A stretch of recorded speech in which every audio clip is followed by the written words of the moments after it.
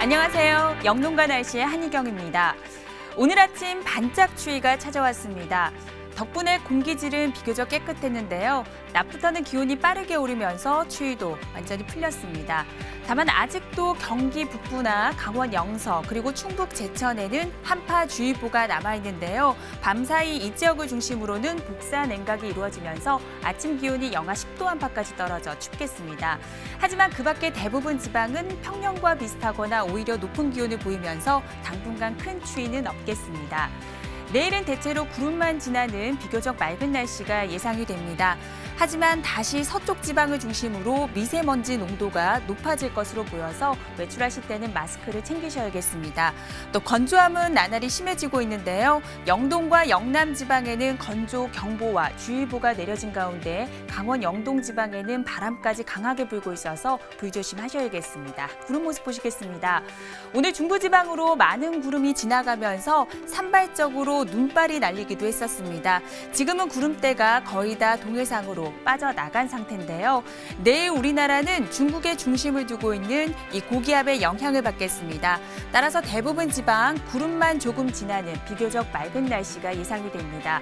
하지만 대기가 안정되면서 국내 먼지가 쌓이겠고 오후부터는 중국발 미세먼지가 다시 유입이 되면서 서울을 비롯한 중서부와 호남 지방을 중심으로 미세먼지 농도가 높아질 가능성이 있습니다. 내일 아침 기온은 서울이 영하 3도, 춘천이 영하 9도 등 일부 중부 내륙을 제외한 대부분 지방은 오늘보다 3, 4도 정도 높은 기온대를 보이겠습니다. 북한 지방은 강계가 영하 13도, 평양이 영하 9도 등으로 오늘보다는 기온이 살짝 오르겠습니다. 한낮의 기온은 서울이 6도까지 오르고요. 부산도 11도로 비교적 포근한 날씨가 계속되겠고 북한의 경우 평양과 함흥 모두 영상 6도까지 오르면서 큰 추위는 없겠습니다. 자세한 해상 날씨 보시겠습니다. 지금 서해와 동해상을 중심으로 풍랑주의보가 발효 중입니다. 내일까지 동해상을 중심으로 물결이 높게 일고 바람도 강하게 불겠습니다. 날씨 정보였습니다.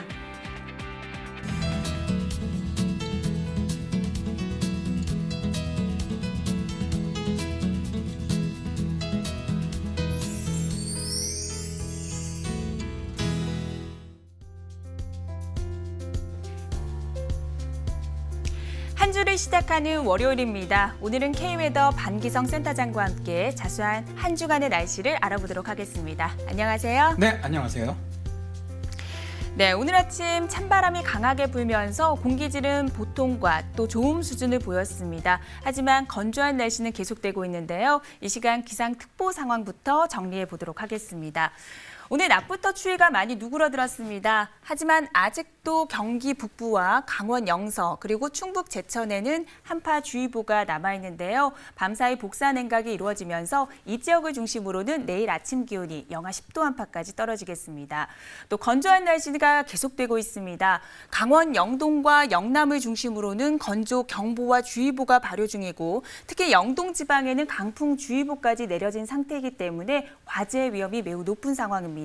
또 서해와 동해상에는 풍랑주의보가 발효 중인데요. 서해상의 풍랑특보는 오늘 중에 해제가 되겠지만 동해상의 풍랑특보는 내일까지 계속되겠습니다.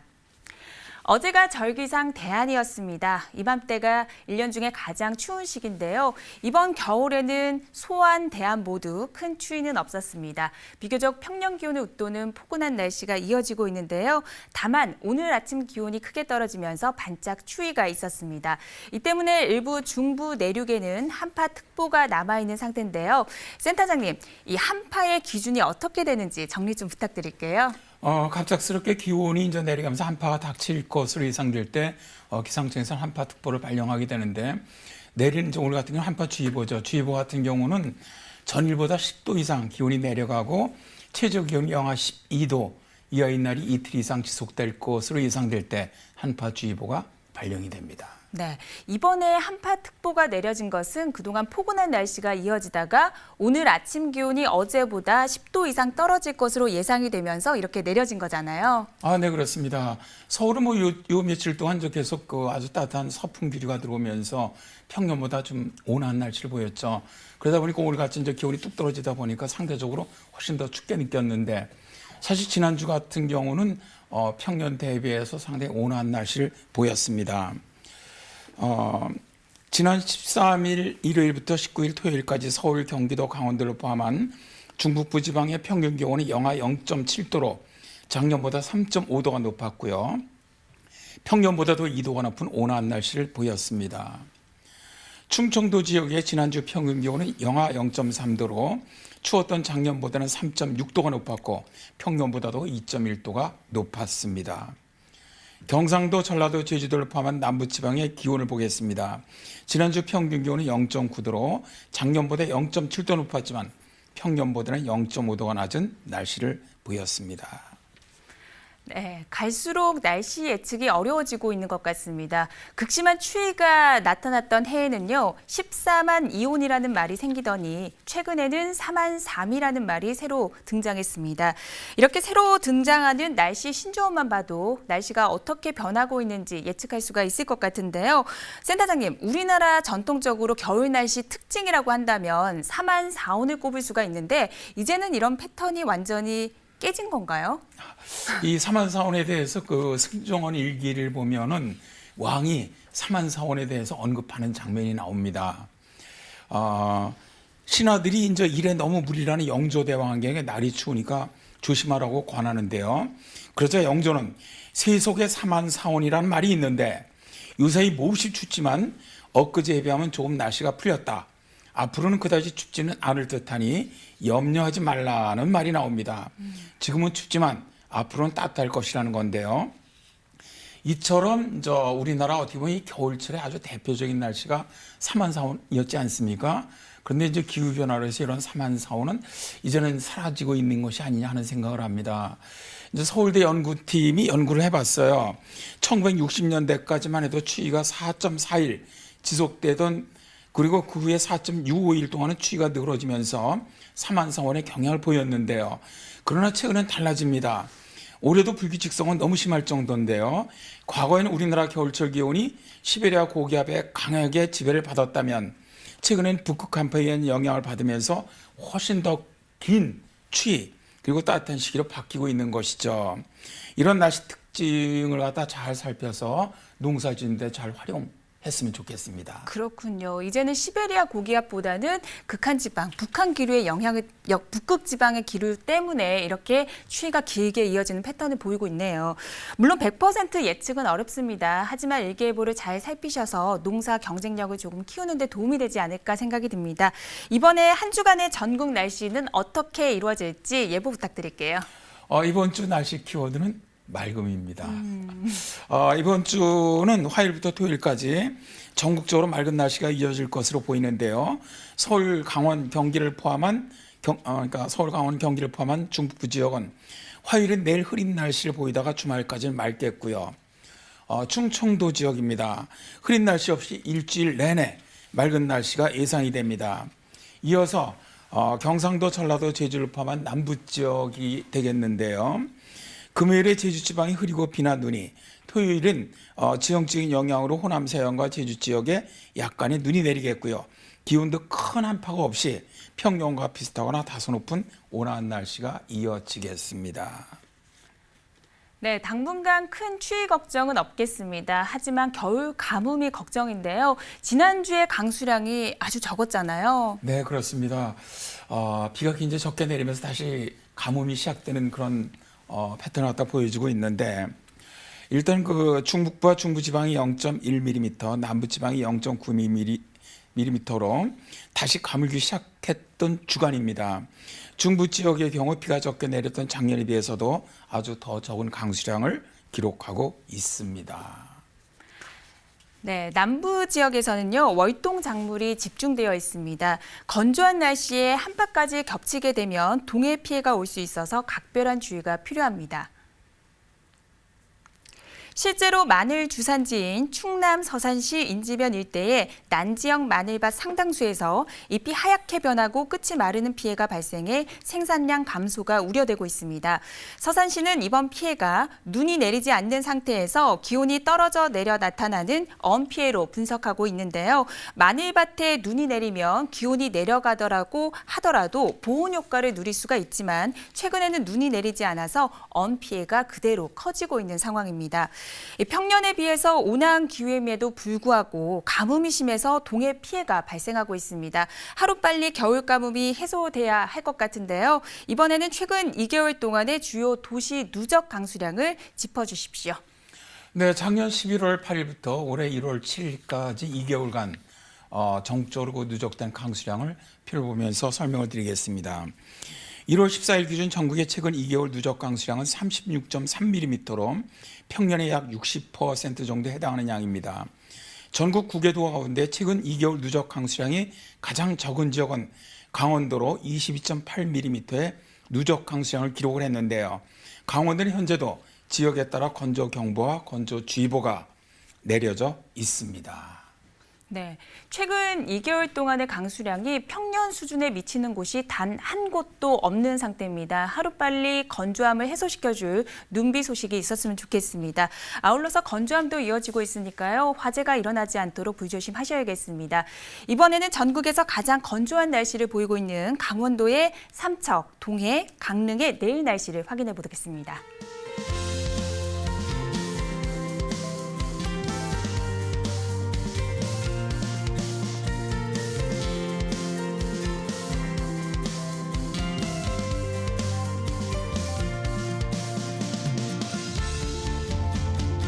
네, 당분간은 눈비 소식 없이 맑고 건조한 날씨가 계속될 것이라고 전망해 주셨습니다. 센터장님, 이번 한 주간 대기질은 어떨까요? 이번 한 주간 대기질을 제가 이제 펴보면서 설명을 드릴 텐데요.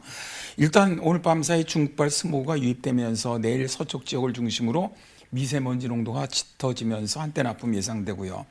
수요일은 보통 얘기했지만 다시 목요일에 중국으로 또다시 미세먼지가 들어옵니다. 그래서 한때 나쁨 상태가 될 것으로 보이는데 주로 이제 중서부 지역, 호남 지역 이쪽 주민들은 좀 많이 좀 관심을 가져주시길 바라고요.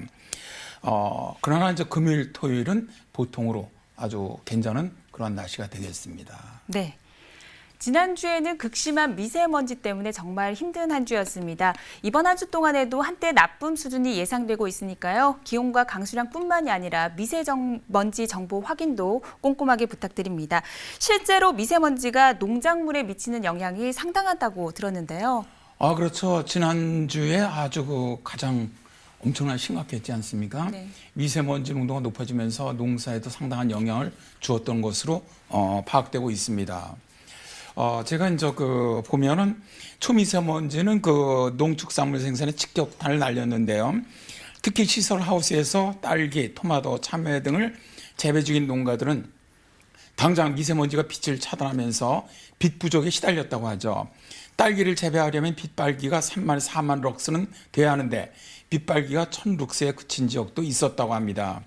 시설 재배 농가들은 빛 부족으로 착과 불량, 뿌리 활력 저하 등의 증상이 생길까 염려하고 있는데요.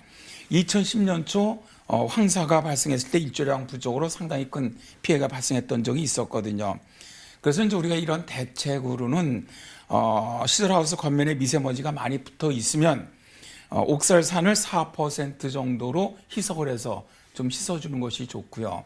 다음에 이제 비투가 이루어진 올레핀 같은 경우죠. 그런 필름을 좀 쓰거나 비닐하우스 안에 집 같은 것을 갖다 들여놔서 이산화탄소 발생을 많이 해주는 방법, 이런 방법을 사용하셔도 좋겠네요. 네. 미세먼지로 답답한 날씨에 시설 재배 농가에서는 방금 말씀하신 내용 잘 참고하셔서 피해가 없도록 대비 잘 하셔야겠습니다. 이번에는 전국에서 시설 재배 작물, 재배 면적이 가장 넓은 지역이죠. 경남 산청, 밀양, 의령군의 내일 날씨를 확인해 보도록 하겠습니다.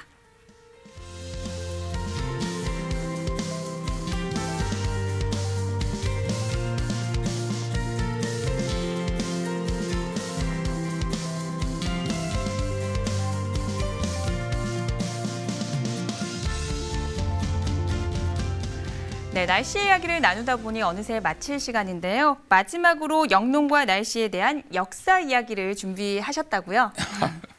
네, 오늘은 인류가 농업을 시작했던 때가 언젠가 이걸 좀 들려드리도록 하겠습니다. 인류가 이 농업을 시작한 것은 이 날씨와 기후에 절대적인 영향을 받습니다. 그러니까 지금서부터 9,000년 전이죠. 그때 이제 영거 드라이아스라고 소빙하기가 있었는데 이게 3,000년 동안 지속되다가 소빙하기가 끝나면서 아주 온화한 날씨로 바뀝니다. 비도 많이 내리고 기온도 올라가면서 온화한 날씨로 변하는데요. 바로 이 기후변화가 인류가 농업을 시작한 계기가 됩니다. 그때까지 수렵 생활을 하던 인류는 지금의 중동 지역에서 세계 최초로 정착을 하면서 농사를 짓게 되는데요. 농업은 늘어가는 인류를 먹여 살리기 위해서 점점 확대되면서 밀, 보리, 콩, 완두콩 등을 재배하기 시작을 합니다. 북쪽으로는 터키로부터 남쪽으로는 메소포타미아 지역까지 아주 굉장히 넓어졌는데요. 8,000년 전 정도죠. 터키 지역에서는 이런 그 농업 인구들이 생기면서 도시 국가들이 세워지게 됩니다.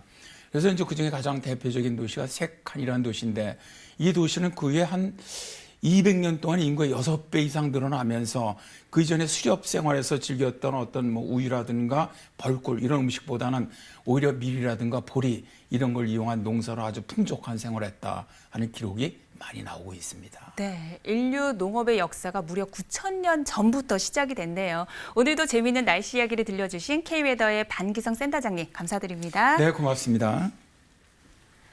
네, 오늘은 날씨 변화로 시작된 농업 이야기까지 들어봤는데요. 정말 농업과 날씨를 뗄래야 뗄 수 없을 것 같습니다. 지금 경기 북부와 강원 영서, 충북 제천에는 한파주의보가 남아있는 상태입니다.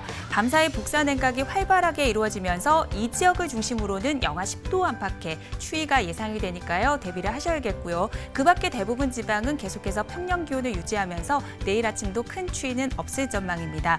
내일도 건조한 날씨가 계속되겠습니다. 또 대기가 정체되면서 국내 미세먼지가 쌓이는 데다가 오후부터는 중국발 미세먼지까지 몰려오겠습니다. 중서부와 호남 지방을 중심으로 미세먼지 농도가 다시 높아질 가능성이 있기 때문에 내일은 마스크를 챙기셔야겠습니다. 저희 영농과 날씨는 내일 저녁 8시 30분에 다시 찾아뵙겠습니다. 고맙습니다.